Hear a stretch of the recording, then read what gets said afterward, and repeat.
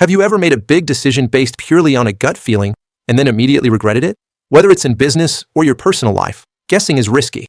But what if you could predict the outcome of a decision before you even made it? That isn't magic. It's called data-driven decision-making, or DDDM. Today, I'm going to show you exactly what it is, the 5 steps to master it, and how companies like Netflix and Starbucks use it to win. So, what is data-driven decision-making? Simply put, it's the practice of making organizational decisions based on actual data analysis rather than intuition, observation alone, or guesswork. Instead of saying, I think this new product will work, DDDM allows you to say, the data suggests this will work because 70% of our users are asking for it. It generally follows a 5-step cycle. Define the objective. What problem are you solving? Collect data. Gather surveys, sales records, or traffic stats. Analyze. Find the patterns. Draw conclusions. Interpret what those patterns mean. Take action. Implement the strategy. But this is all theory. Let's look at how this works in the real world. Let's start with entertainment. When Netflix decides to spend millions on a new show, they don't just read a script and hope for the best. Take the show House of Cards. Before they even hired a director, Netflix looked at 3 specific data points. 1. Users who watched the original British version of the show. 2. Users who loved director David Fincher. 3. Users who consistently watched movies starring Kevin Spacey. The data showed a massive overlap. Netflix didn't just guess it would be a hit. The math told them it would be. That is the power of DDDM.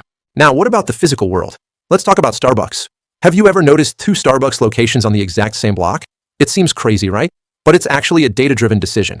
Starbucks analyzes traffic patterns, average income, and even which side of the street commuters drive on in the morning versus the evening.